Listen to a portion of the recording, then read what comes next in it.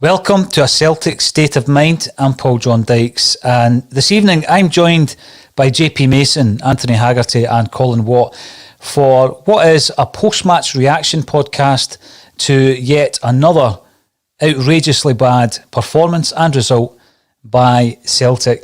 We've just been beaten by the bottom of the league team, Ross County, for the second time this season, Anthony, and we've got to take action. How many times do we have to watch this clueless managerial team lead Celtic from one embarrassment to the next?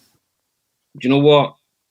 See, if they don't do something about the manager tonight, the board of directors are being derelict in their duty. That's a dressing room that's lost. This is a club that's lost at this moment in time. They're completely and utterly lost. We talked off air just before we came on that Gavin Strachan was given instructions to Lee Griffiths before he came on the park, and Lee Griffiths did not even look up or acknowledge him. And you said to me, what can Gavin Strachan possibly tell Lee Griffiths about scoring goals? And it's true. There's two managers there. One manager made 3 substitutions that could win the game because you knew he could win it, and it wasn't Neil Lennon. And one of those substitutes that John Hughes put on won the free kick for the goal, right? That's a man who sensed blood, and Neil Lennon sat there with his feet up, impassive, and you looked at him and you thought, you don't know what to do. You have ran out of ideas, you're devoid of ideas, and you're past the angry stage now. Watching Celtic's like the old Japanese game show Endurance now. It's endurance. It really is, because you don't know what team's going to turn up. And then when they turn up like that, you just think, this is past the Tony Mowbray 4-0 St Mirren moment. He's lost to Ross County twice. Ross County, who are bottom of the league and dumped you out the League Cup at an early stage. Right? Once is bad enough. Twice for Yogi's showboating now. He's showboating against the Celtic now. And you think to yourself, right, wait a minute. How much or what's it going to take? And there has to be action. You cannot limp on like this until the end of the season. And if the board are listening and they're doing and they think they know what they're doing, then he has to be relieved of his duty, because it's the Celtic supporters that are suffering. You're right, Tony. We are suffering. And when you read the chairman's statement just the other week there, and he's talking about not making any hasty changes, this isn't a hasty change. This isn't a knee-jerk. This isn't just a bad result. This season has been an unmitigated disaster. And for Neil Lennon to try and sell the angle that it hasn't been is just embarrassing. Now, JP, it's driven you to drink by the looks of it. Well, yeah, I mean, I might be surrounded by alcohol here, but those were very sobering words from Anthony Haggerty there. I know I said before kick-off that there was a romantic part of me that would have liked Neil Lennon to be given an opportunity to wrestle the title back from the other side of the city, where it is inevitably going to be, and will be speeded up now after tonight. But that part of me, it was gone. Halfway through the second half, was absolutely gone. There was not one part of me. And like Tony said, you're past the angry stage. When Ryan Christie hit that shot over the bar, where he it was, it was a decent shot and had a lot of power in it, but ultimately went over the bar. I didn't get that same feeling that I normally get when you miss a shot in a game. It was kind of like a resignation. It was kind of like, oh well, there's another shot over the bar. It wasn't like, oh my God, that should have been a goal. It was no like, I didn't get hit up by it. But I just want to say congratulations to Yogi and to his management team, and to Richie Britton, who I used to play 5-a-sides with on a Monday night down at Bathgate Sports Centre. I did. So I want to say congratulations to them, because you need to be humble in defeat. And as much as I don't want to see Yogi's stock rising because of a victory over Celtic, the champions, the quadruple treble champions, let's not forget that. I'm pleased for him. No, well said, JP. And I think, at half-time we were talking about the fact that nobody fears playing Celtic, Colin Watt. Nobody fears this team. And it's now at a stage, and, we've said it at various points. We've spoken about tipping points. Colin, you were talking about it after the Ferencvaros game. You could talk about it. throughout the season, this unmitigated disaster of a season. Whatever the board of directors are doing at this moment in time in relation to a managerial review, they just need to conclude it right now. They need to conclude it. Whatever their plans are, whatever their thoughts are, conclude the review and remove him from office. Because that Celtic team there, Anthony Haggerty, I think, made a really good point where he says he's no lost the dressing room is lost. And that is a team that's lost. They don't have a clue what the game plan is. They don't know how to work under adversity. They don't know how to defend a corner kick. Now, we've seen it in the first half, or any kind of set piece. We've seen it in the first half, Colin, you made the point. 2 free headers in the box. They should have scored. They should have scored from that. And then in the second half, they get a similar opportunity from a set piece. Lo and behold, they do score. Scott Brown, the illustrious captain, looks up to blame someone. And it's been like that all season. Who are we going to blame? The blame game's over, Paul. The blame game's over. Every single one of them needs to take the responsibility for what happened tonight. There's no one player you can blame. I've got to continue what JP said. It's a massive congratulations to Ross County. That's 2 wins over Celtic this season. And Yogi had his team set out extremely well this evening. They knew exactly what they were doing. Every single one of them stuck to their job. They marked Celtic off the park. Iacoviti at centre-half was outstanding tonight. He made a mistake in the first half and then he made up for it in the second.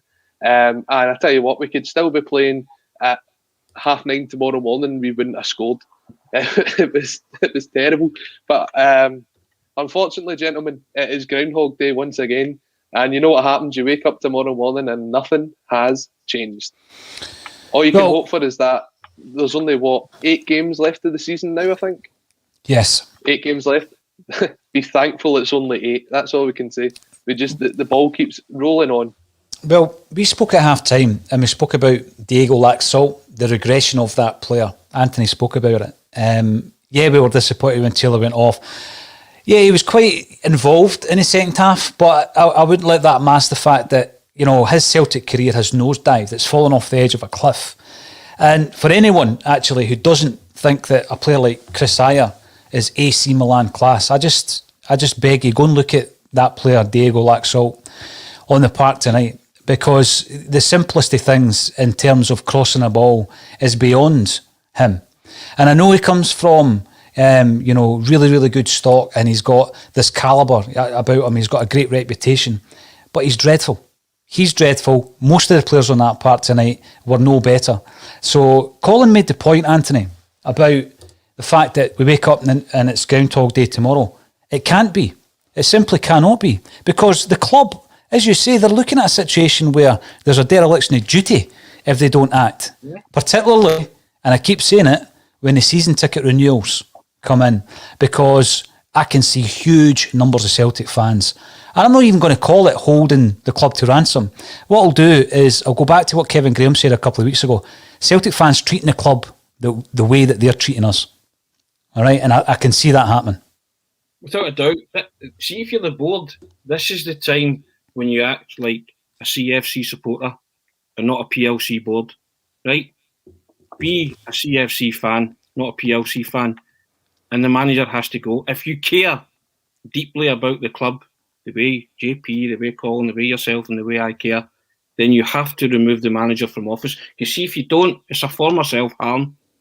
Excuse the expression, but it is. You're self-harming yourself because fans will not buy season tickets. And they're quite right, and they'd be quite right not to buy season tickets because if it had no value for money in a season that mattered to everybody, there's no guarantee that they're going to get a refund either on that next season. They'll say roll up again and pay the same kind of prices, and they've cheated them appallingly and abysmally. It's back to what I said a few weeks ago. They've treated them like customers.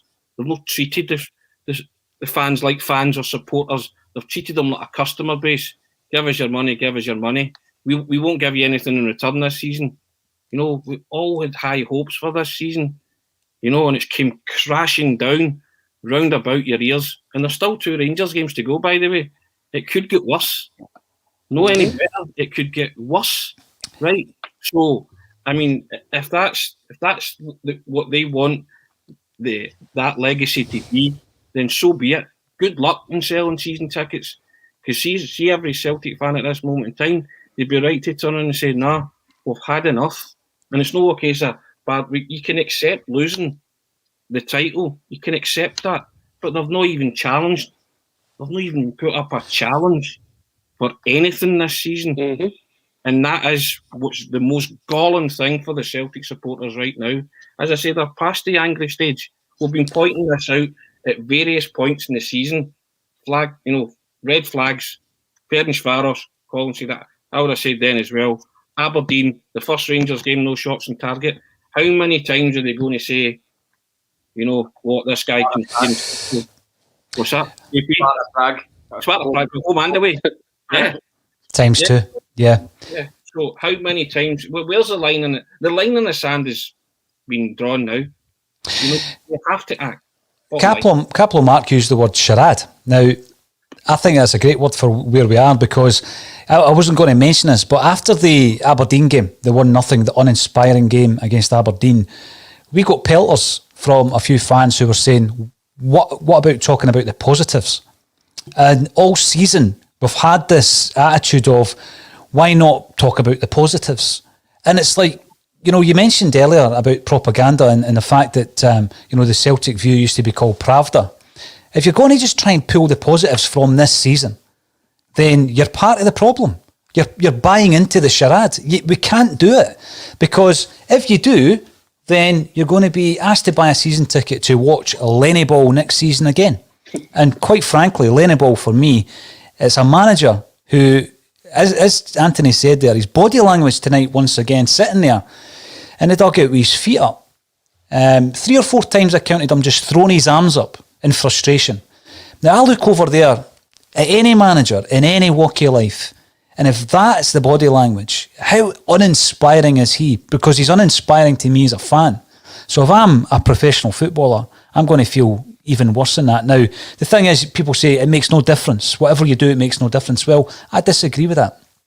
I totally disagree with that. If it made no difference, then why would there be any kind of level of engagement with any kind of supporters groups, any kind of podcasts by the club to try and build bridges? They know the power of the Celtic support. We put the message out differently now than we did back in the 1990s, when it was photocopied fanzines and guys standing in the rain outside the ground to get the message across. We do it differently now, but it's just as effective. And again, you get criticised for putting that message out on a mainstream channel. Listen, you've got to get the club to take notice of this. That chairman's statement the other week there was laughable. It showed just how far removed they are, JP, from the Celtic support. What do you expect to happen now, JP, in relation to this? I would be expecting the most vocal element of the fan base, i.e. the Green Brigade, to make their feelings known. That's what I would expect.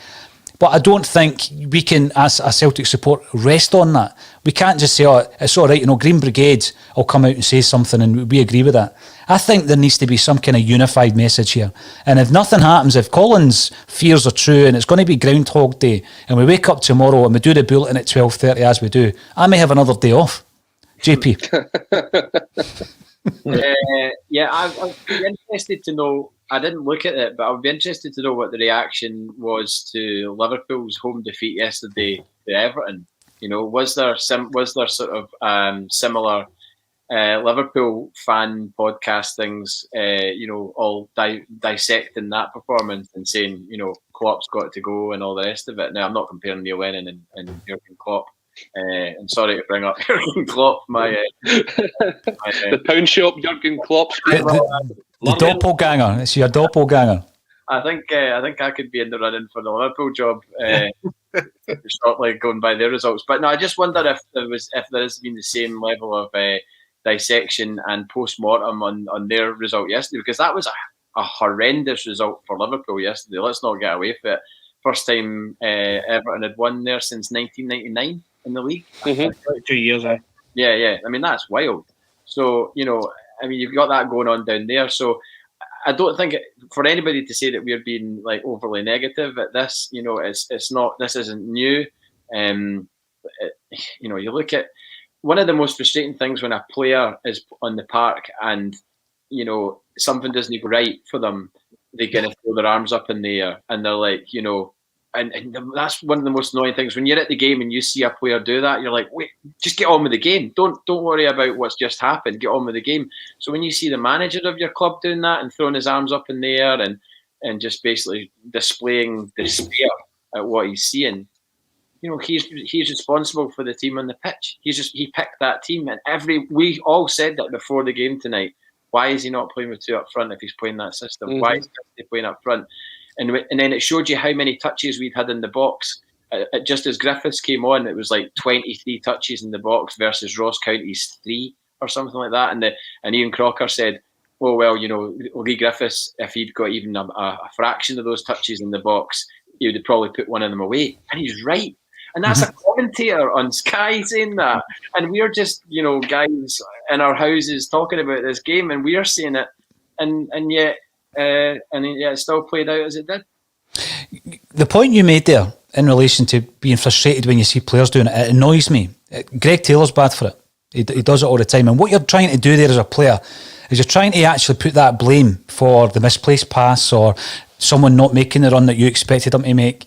You're trying to put the blame on somebody else. And that's exactly what Neil Lennon's doing. Every time he threw his arms up in despair today, it's basically, that's your fault. What's just happened there? The reason we've lost possession, that's your fault. And again, you look at your manager to be a leader. I don't see him leading anything. Now, again, we spoke at the beginning of the game and at half-time. And by the way, if anybody does want to complain about the lack of positivity in the post-match today, please list for me the positive signs that you saw today that you wish for us to discuss. And we will discuss it as part of the post-match podcast. I can guarantee it. I'm struggling to find any. But I did speak to someone who played alongside Neil Lennon. I won't name him, but he did say that he was the exact same as a player. In front of 60,000 at Celtic Park, he would play the ball in front of you or he wouldn't make the run and he would throw his arms up. And you know what? The Celtic crowd were behind Neil Lennon every time. And I think he's doing exactly the same there. And I know there's no fans there, but it's basically, this isn't my fault, it's your fault. Or it's somebody else's fault. Has Neil Lennon, Colin Watt, has Neil Lennon taken responsibility at any point in this season, personally? Has he ever came out after a game and said, the blame lies with me, I'm to blame, and he not thrown somebody else under the bus, be that his players, the government, or somebody else? Has it happened this season? Because I can't recall it. No. Simple answer, no. And trying to find the right words to say here, because, I mean, when that ball went in the back of the net, all you could do tonight was laugh. You knew it was coming. That's the kind of how our seasons went so far this season, that you knew as soon as they got a decent ball in from a cross ball, we were under threat. And as I said at the start of the programme, there's no one person you can blame for tonight. It was a team effort and the team were terrible on the park. We didn't look as if we were going to create anything. It was terrible team selection. The fact that we know the one up front isn't working because we haven't got any width, so we try and play 5 central midfielders. It just doesn't work. And for anyone to tell me that the manager we've got in right now is qualified enough to take us forward in the position that we're in, they really don't know a lot about football. I mean, I see a lot of people coming out there saying, well, what's Eddie Howe done? What's this person done? What's that person done? Neil Lennon took a Bolton side to League One and he was basically shown the door at Hibs. You're telling me that's the standard of manager that you want in the Celtic job right now? And you wonder why we do so poor in Europe and why we're so far behind in the league this season? It comes from the man who sets the targets, the man who is responsible for everything that happens in the football department. Tony said it right at the start of the podcast. He's lost the dressing room, but this isn't a new thing. This has been going on for a long time. He goes on, and I think it was earlier this week, and he says there's mitigating circumstances that we can't discuss. I think we all know what some of them are. The fact that a lot of the players don't want to play for him, and they're showing it when they're on the park, that their thought isn't, how can I progress at Celtic? It's, how can I progress out the door? Now, unusually, when the post-match comes up, when Neil Lennon gets interviewed, I'm actually going to put it up because I don't want to miss it. I want to hear what he's got to say. And I'm going to put it up here. So apologies in advance for anybody who can hear that happening in the background, but it's impossible for me to know what he's going to say otherwise. So I'm going to play that. But Tony, just going on some of the things that Colin said there, when Neil Lennon came out and said that there are mitigating circumstances, but I'm not going to tell you what they are, I'm sitting thinking to myself, well, why say it? It's deflection once again. No my fault, mitigating circumstances, but you know what? We're going to keep them in-house. Well, you actually, just by virtue of saying that, didn't keep it in-house, Neil. Paul, it's all about deflection. This is a man who insulted your football intelligence against Ferencvaros, the £30 million gamble in a one-off game at home, and played no recognised strikers. You're trying to get into the Champions League Champions League group stages, and he defied logic. Never played a recognised striker in a game at home against a bang average Hungarian team. You and I would have picked a better team that night. You would not have played Russian roulette with the Champions League as they do every other season, because they're not tooled up and they're not prepared. But I tell you what, we could have picked a better team and they would have beat Ferencvaros. And this guy tells you that there's mitigating circumstances and throws everybody else under the bus. Don't insult me. I've been watching Celtic for, well, you said it the other week there, for 4 decades. In fact, 5 decades I've been watching Celtic. Mm-hmm. I like to think I've got a wee bit of a handle on it, and I kind of know maybe what I'm talking about and what I can see. I'm not saying I'm an expert, far from it. But my goodness, I wouldn't go into a game of that magnitude without playing a recognised striker. Then he turns around and says, there's things happening here, but I'm not telling you. Don't insult me. Please, please, please don't insult all of us. You know, if there's things going on and you can talk your way out of that, be my guest, because there's 60,000 people that will certainly disagree for a start.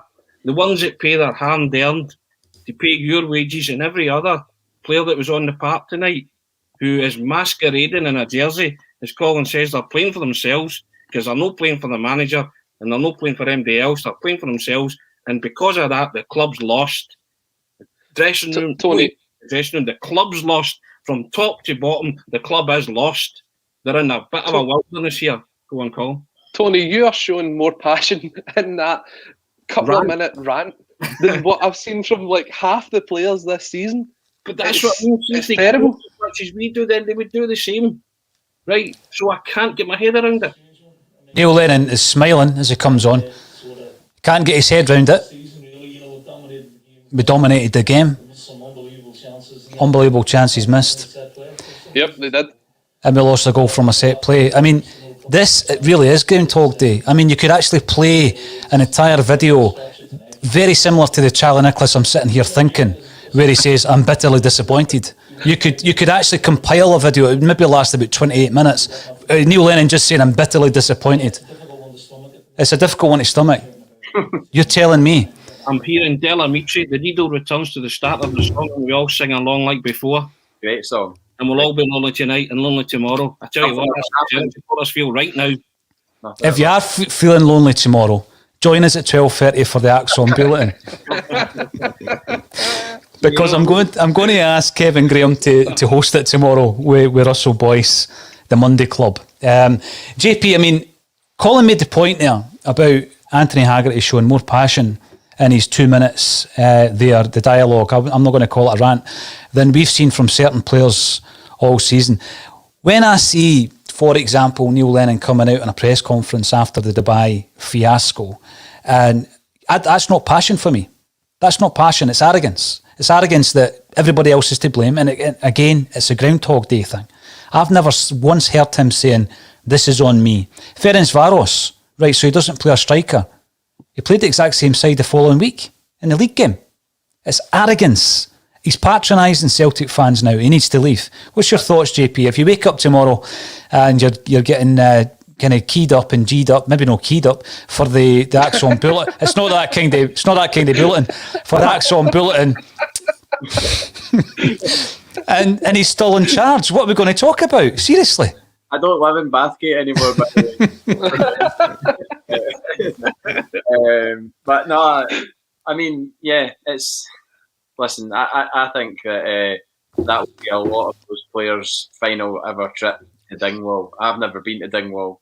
I would love to have been there tonight in a normal world, but that's not to be. But I think that will be the last time a lot of those players go to Dingwall. Certainly be the last time that Neil Lennon goes there as the Celtic manager.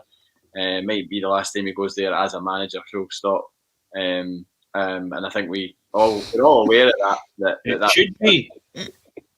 What was that? It should be. It should be, yeah. But I think we're all aware of that, and it was never more prevalent than watching that game tonight, because it was just so disjointed, so frustrating.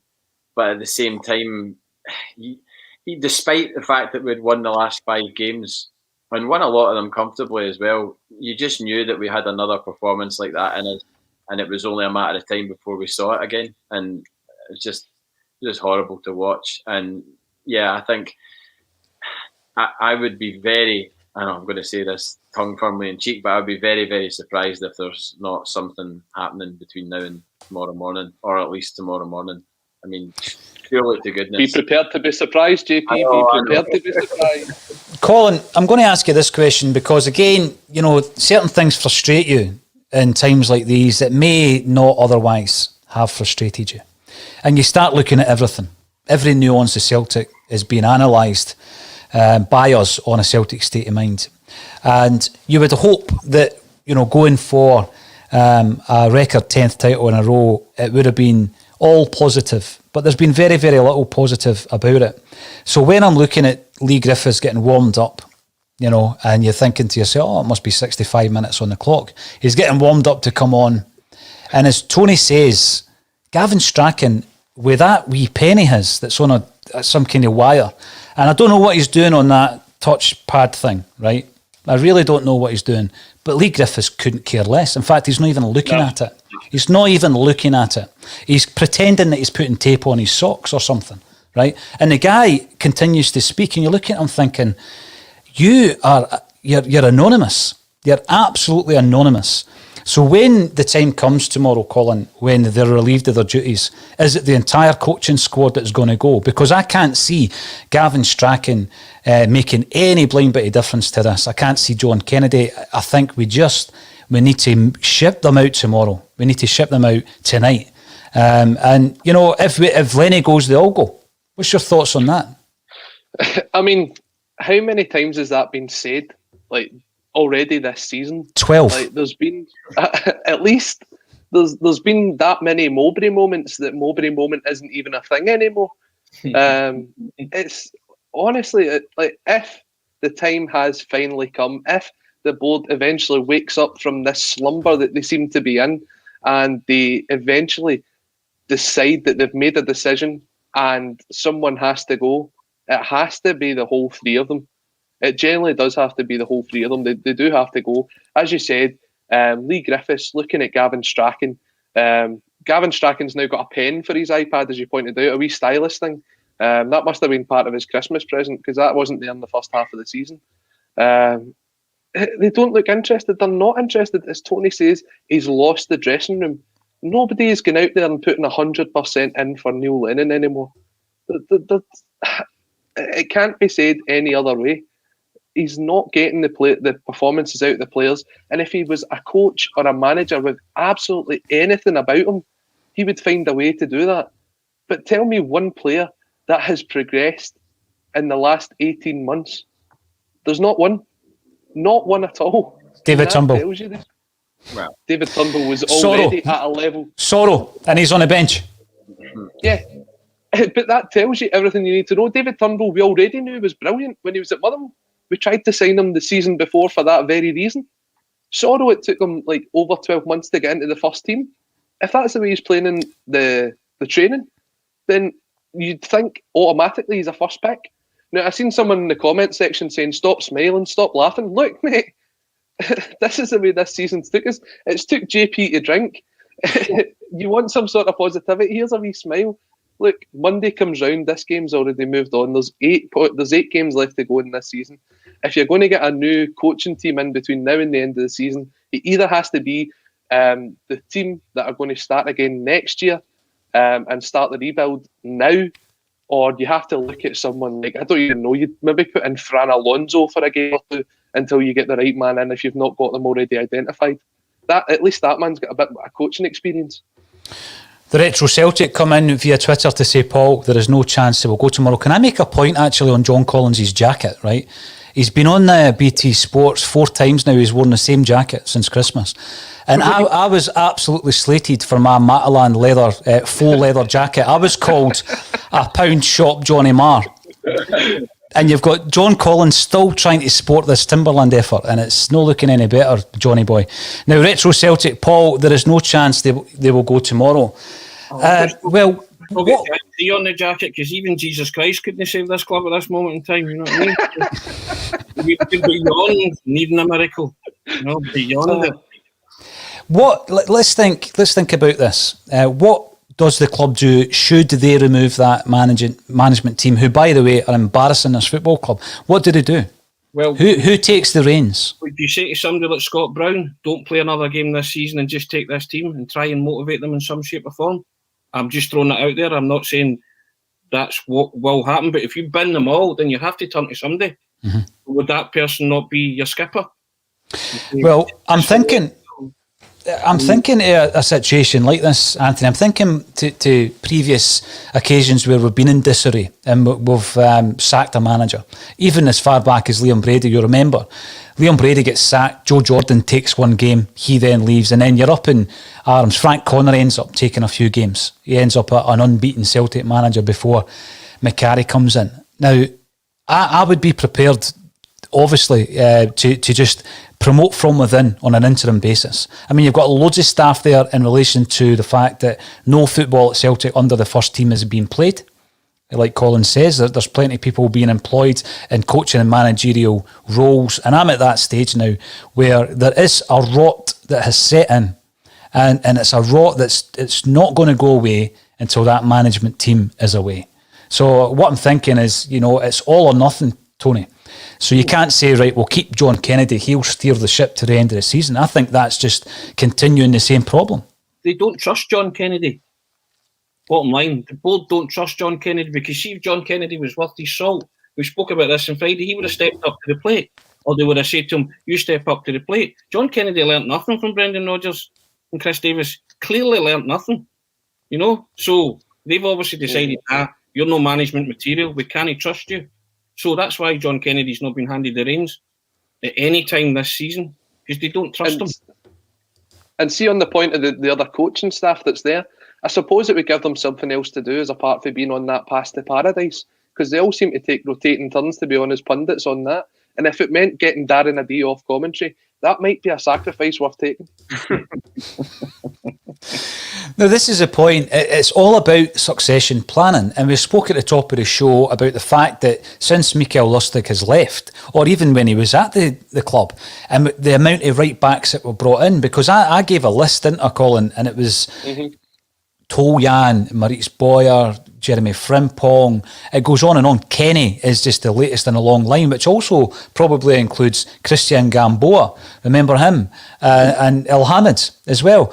You then flip it over to the left-hand side since Tini's left. Ball and Golly. And then you've got Greg Taylor, you've got Laxalt. We just have no succession planning whatsoever. What happens if we need to remove the management team? What do we do? There is no plan, there's no internal boot room, there's no promotional kind of gateway for someone to then step up. To the point where Tony says, why not put Scott Brown in? Doesn't it sound like a bad idea to me, JP? Well, I wonder what Scott Brown would think about that. If he finds himself being suggested to be the manager of Celtic by tomorrow morning, that'd be something to wake up to, that's for sure. Jerry McCullough, perhaps not. By the way, Tony, you've been likened to Jock Stein in the comments. I have. Somebody said Jock Stein bottom right there. Klopp and Stein in the same Celtic podcast. Well, that's the ultimate compliment. I'm just going to right up. Thanks a lot. Cheers for playing. Scott Brown in charge of Celtic. I don't know if I'm on board with that, but do you know what? It's just like it just feels like we've been found out. I feel like we've been found out, and we've been getting away with it. Getting away with it since Brendan Rodgers left, and it feels like we've been found out. That's what we're used to, JP. But that scattergun approach that if they all go, who comes in? In the bottle. Mm-hmm. We have to take this. There is that spin the bottle moment because you're just like, well, there isn't anybody outstanding and obvious to take charge of the team. I honestly don't know. I really don't know, but I think it's gone as far as it can possibly go with the current management team in place. That's for sure. I mean, it's just that, you talk about rock bottoms. This is 100%. Losing up there. That's that. And the thing is, you go back to Rangers were away at Hamilton a couple of weeks ago, right? And they scraped a 1-1. They should have got beat. They scraped a 1-1, and that was with Hamilton scoring in the last seconds of the game. But they were playing a team bottom of the league. But the difference is they came away with a point. But the difference is that they had so much credit in the bank before that game to get away with a result like that. We've got zero credit. We're in negative credit in terms of our what we had going into the game tonight. And Well, Harry Houdini's mum comes in. I'm bringing it up just to qualify the suggestion that Tony made. I don't see it as a suggestion that Scott Brown should be the manager of Celtic. What you're doing there is you're basically collating as many bodies as possible who might be able to actually lead this Celtic side onto a park with a belief that they might win the game. I mean, that's all it comes down to. He certainly wouldn't be doing it on his own. We're in Graham Murty territory here. We're in Graham Murty territory, right? This is like, right, who's coaching under 13s? Colin's talking about getting Fran Alonso in. Yeah, I'll take that one. First of all, because this is the person that said I shouldn't be smiling. So that one's for you, mate. But no, honestly, see, if you look at Fran Alonso's coaching career, it's actually far more impressive than what Neil Lennon does. So it's not the worst shout to throw someone in like that for a couple of games until you get the right management squad. Because let's be honest, there's absolutely no chance that Celtic board have someone ready to take that job as soon as they get rid of Neil Lennon. They've not even started looking. I'm just looking at some of these similarities now. Not only do you look like the Dairy Milk Man, or is it the Milk Tray Man? Ronnie Cray. So we've got Ronnie Cray down the bottom right, Jurgen Klopp bottom left, Leanne Dempster top left. Russell Boyce suggested to call me the Milk Tray Man. Yeah, I tell you what, Ronnie Cray wouldn't put up with that nonsense. It's at Celtic Park at a minute. Well, that's very true, very true. Now, remember, and again, it doesn't matter what you say, you're going to be ridiculed. I remember when Kevin Graham put me on the spot, and my tipping point, as I keep saying, was half-time at Pittodrie in the 3H game, when even when we got our noses in front, we couldn't keep their noses there. We still chucked it, and it was a 3-3 game, and I'd had enough by that stage. And I think the writing was on the wall. I think it came a wee bit later for Jim Orr against Hibs 2-2. Ferencvaros was Collins. Everybody have their own moment where they finally snap, unless obviously you're not part of the ACSOM cult and you still think Neil Lennon's the man to lead this side forward. Now, when you're looking at that, I suggested, when Kevin put me on the spot, remember I said Roberto Martinez and Sean Maloney, and people guffawed, just as Tony did there. But what was it? Not you, Tony? Excuse me. I was Colin, because Colin laughs at me on a regular basis. But what I was trying to say there was, you go out and you get the best qualified manager for the job. That's what I was trying to say. You then look at the actual salary of that man, and you compare it to Neil Lennon. And by the way, Neil Lennon, first time round, the first time he got the job at Celtic, his annual salary was 300 grand a year. It's now 1.5 million quid. And that's just fact. That's what his wages are. Now, with 1.5 million pound a year, you can get a pretty decent manager, right? Now, I did an interview, and it wasn't a job interview, with Mark Hughes and Mark Bowen. I think you remember it. Mark Hughes and Mark Bowen would come up to Celtic Park tomorrow. They'd come up to Celtic Park on an interim basis tomorrow. And I'll tell you what, we'd see a much better Celtic side than what we're looking at the moment. So, we hear managerial teams, we hear managerial names. Most of the names I'm hearing would do a better job than the managerial team that's in position at this moment in time. Most of the names that I'm seeing would do a far, far better job. So, Tony, apologies, I thought it was you that was laughing. I'm never sure who's laughing. It could be all three of us. But yeah, the Martinez shout certainly got a lot of people laughing. But we're paying a huge salary to a manager at the moment. And there's loads of managerial candidates out there who would take this job, and they would come in on an interim basis. See, the most important thing we do in the close season, we throw money at a new manager. That's the biggest thing we're going to have to spend money on. Never mind the players. We need structure. We need a culture at this club, because there's something rotten in the state of Denmark and it has to be cleared out, right, completely and utterly from top to bottom. So a majority of our money should be spent on recruiting the right manager, and you go as high as you can. If you have to go to Martinez and you go to Maloney, then go to them. If you go to Ralph Rangnick, go to them. If you go to Eddie Howe, go to them. And I don't want any snobbery about Celtic supporters saying, oh, they're no class, they're no this, because I tell you what, they'll be 10 times better than what's being served up right now, maybe even more than 10 times. So take your choice. Would you rather watch what you're watching now, or would you rather give one of the guys who we've just mentioned there, Ralph Rangnick and Eddie Howe, or a Sean Maloney and Roberto Martinez? So I know what I'd want. I'd take any of those three in a heartbeat right now. And also I would take Mark Hughes and Bowen, even to come up for an interim basis and have a wee advertise himself for the job, a wee interview on the job, and see what happens.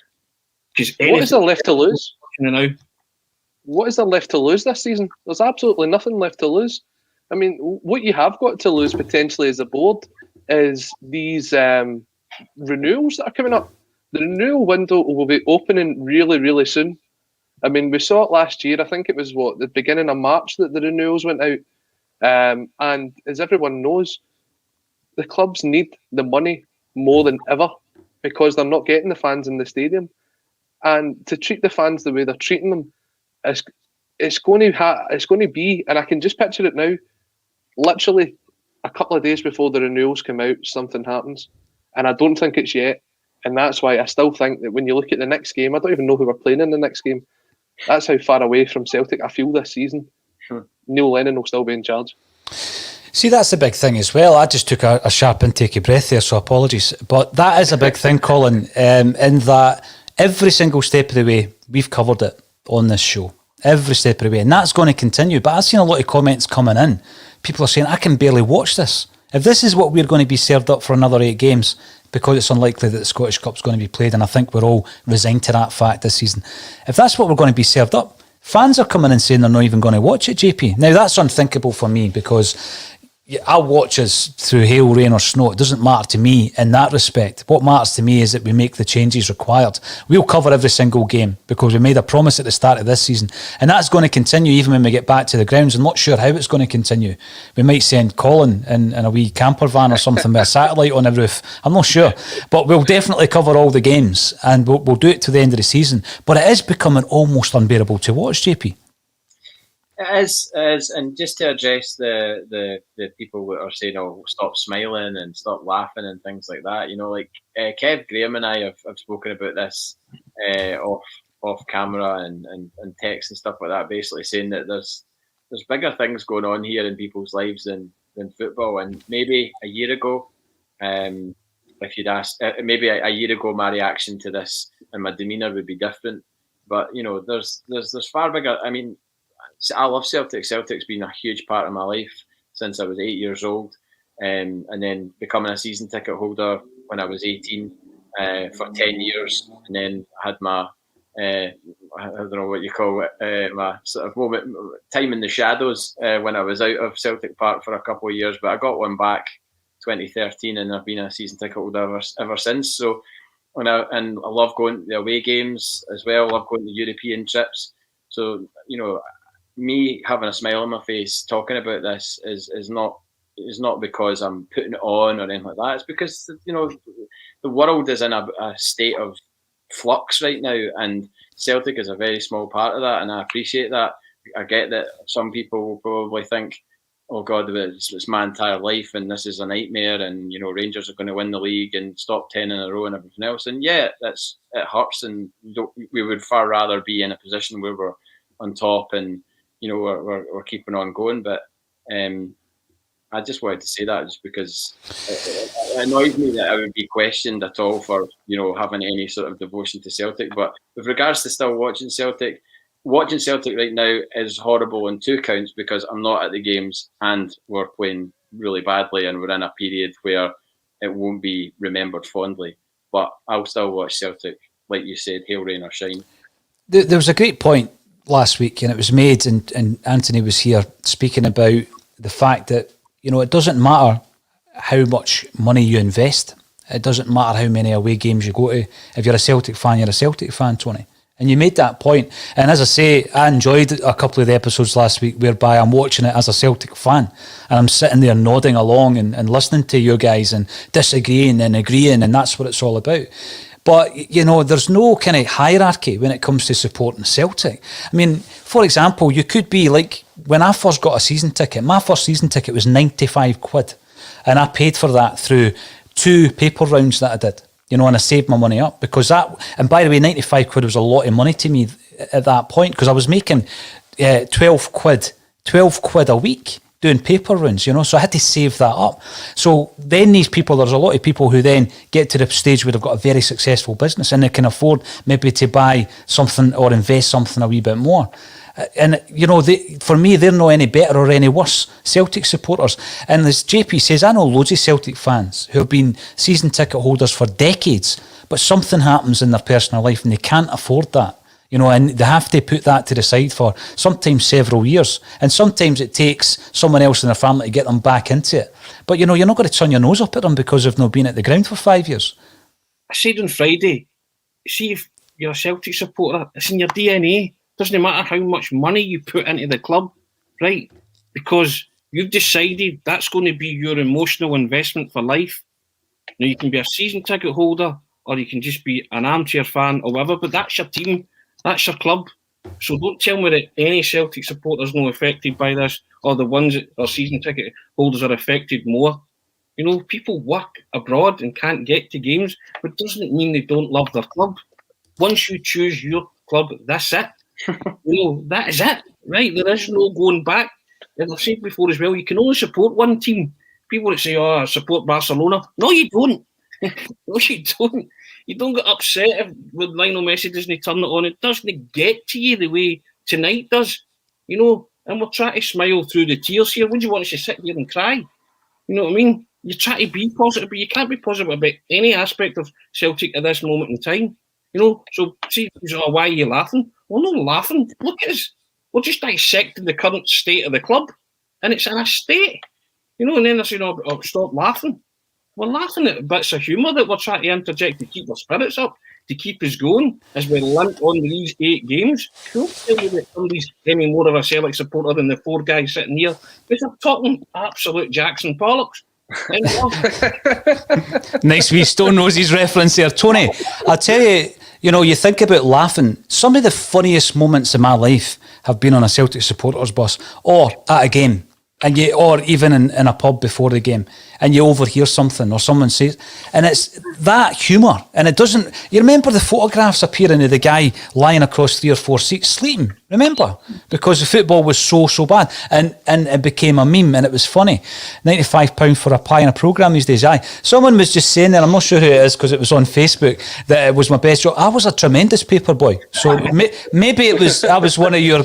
Maybe you were one of my customers, but it was that whole thing, the whole P Diddy thing, whereby I knew I had to save enough money. So I asked him, how many paper rounds you got? Give me them all, because I had to get as much money as I could to go and watch Celtic and then walk a couple of villages down the road to get the Celtic supporters bus. And that's what it was all about. And that's all the money I had in the world went to Celtic. Well, John, I'll give you an example, right? There's a guy I wrote about in the book, a guy called Sandro. Like Sandro. Oh, here comes a plug. Yeah, Sandro was a big AC Milan fan, right? And he loved, and his hero was Ruud Gullit, right? So there was Gullit, Van Basten and Rijkaard at that time. They were sweeping everybody in Europe. But my dad knew him because my dad used to deliver pies, black pudding sausages to chip shops in Glasgow. So Sandro was a friar. So I said to my dad, look, Celtic's my Scottish team. I'm going to get a season ticket. He says, can I get a season ticket and come along with you? He's like, aye, fine. So 1989 was the season, 88-89, right? 125 quid, main stand. Celtic were ranked rotten, right? Absolutely stinking. And Sandro said an expression, as you say, thought about laughing, that we still use to this day. Celtic lost to Dundee 3-2. They were 2-0 up and lost to Dundee 3-2. And Sandro's like apoplectic and he speaks like Gino De Campo and he's running down the stairs and running towards us and he's like, that's a no football, that's a garbage. And the whole place stopped and we looked at this guy and his tomato face was going red. And he's like, that's a garbage. And then he took us to the up to his club in Muirhead to watch the European Cup final, 89, and AC Milan pumped Steaua Bucharest. And he's like to me and my dad, that's a football. That's football, right? And you talk about, I mean, me and my dad still say that. My dad will phone me the night or text me, that's a no football, that's a garbage, right? He's dead now, Sandro. You know what I mean? But we still say it. And it's amazing, as you say, just things like that.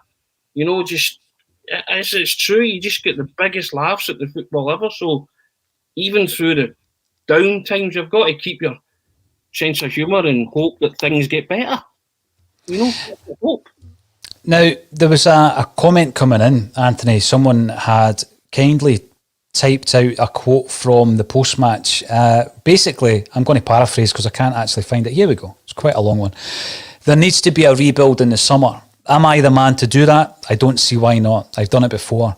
I carry on as normal until I'm told otherwise. I love this club and I love this job. That's Neil Lennon after the game today. He's done it before. When did Neil Lennon rebuild the club? He's never rebuilt the club. He took over a side that was low in confidence after a poor season under Tony Mowbray. You know, he didn't rebuild the club. The club's in a far worse state now than it was back then. And by the way, you're talking about the Tony Mowbray moment. Someone else pointed out, Neil Lennon's had 3 Ross County moments now. 3 Ross County moments. 2 of this season.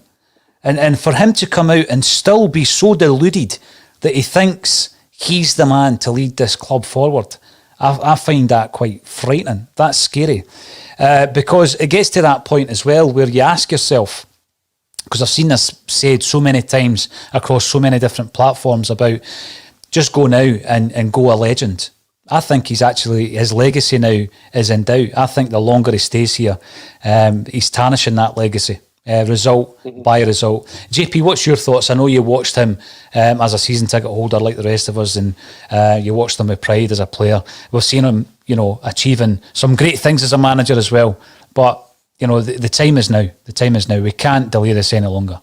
Yeah, with every passing game and you know, comments like that coming out, I mean, it's kind of blind optimism really on his part to think that he can do the job that's required here, because it's not. Let's not mix our words up here. It is a huge job. Like you said before. It's a nice spice. Shut up in your face.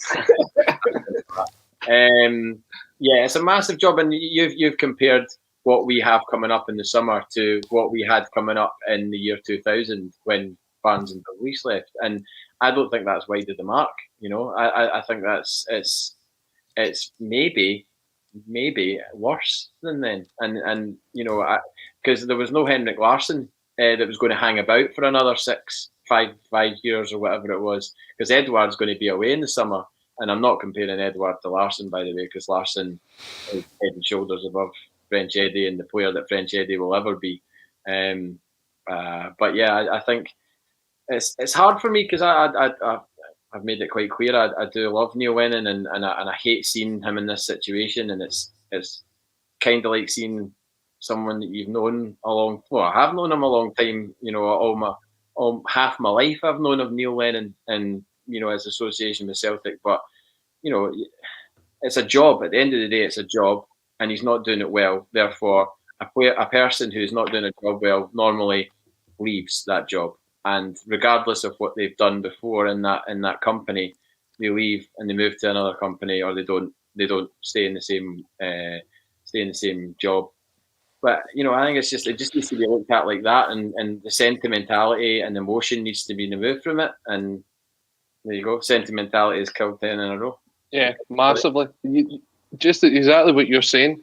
You get to a point where, and Paul, you were saying it, he was a legend as a player.